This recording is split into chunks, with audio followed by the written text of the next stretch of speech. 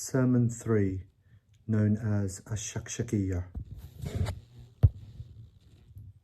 Beware, by Allah, the son of Abu Quhafah, Abu Bakr, dressed himself in it, the Caliphate, and he certainly knew that my position in relation to it was the same as the position of the axis in relation to the hand mill.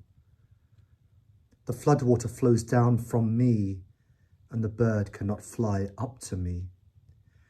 I put a curtain against the Caliphate and kept myself detached from it.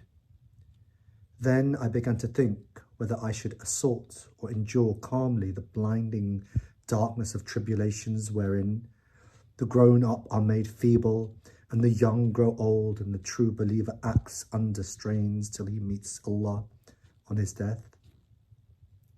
I found that endurance thereon was wiser. So I adopted patience, although there was pricking in the eye and suffocation or mortification in the throat.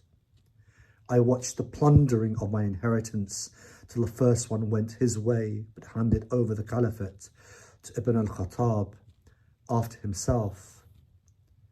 Then Amir al-Mu'mineen quoted Aisha's verse, "My days are now passed on the camel's back in difficulty, while there were days of ease when I enjoyed the company of Jabir's brother, Hayyan." It is strange that during his lifetime he wished to be released from the Caliphate, but he confirmed it for the other one after his death. No doubt these two shared its udders strictly among themselves. This one put the Caliphate in a tough enclosure where the utterance was haughty and the touch was rough.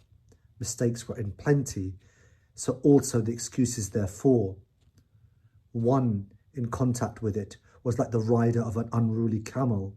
If he pulled up its reins, the very nostrils would be slit, but if he let it loose, he would be thrown. Consequently, by Allah's people got involved in recklessness, wickedness, unsteadiness, and deviation.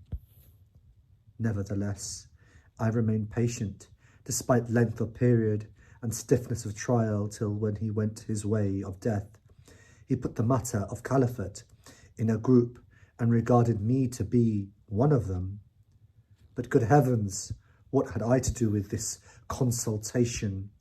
Where was any doubt about me with regard to the first of them, that I was now considered akin to these ones? But I remained low when they were low, and flew high when they flew high. One of them turned against me because of his hatred, and the other got inclined the other way due to his in-law relationship, and this thing and that thing, till the third man of these people stood up with heaving breaths between his dung and fodder. With him his children of his grandfather Umayyah, and also stood up, swallowing up Allah's wealth like a camel devouring the foliage of spring, till his rope broke down, his actions finished him, and his gluttony brought him down prostrate. At that moment, nothing took me by surprise, but the crowd of people rushed to me. It advanced towards me from every side like the mane of the hyena, so much so that Hasan and Husayn were getting crushed, and both the ends of my shoulder garments were torn. They collected around me like the herd of sheep and goats. When I took up the reins of government, one party broke away and another turned disobedient, while the rest began acting wrongfully, as if they had not heard the words of Allah saying, "That abode in the hereafter, we assign it for those who intend not to exalt themselves in the earth, nor make mischief therein, and the end is best for the pious one." Qur'an 28:83. Yes, by Allah, they had heard it and understood it, but the world appeared glittering in their eyes, and its embellishments seduced them. Behold, by him who split the grain to grow and created living beings, if people had not come to me and supporters had not exhausted the argument, and if there had been no pledge of Allah with the learned to the effect that they should not acquiesce in the gluttony of the oppressor and the hunger of the oppressed, I would have cast the rope of Caliphate on his own shoulders and would have given the last one the same treatment as to the first one.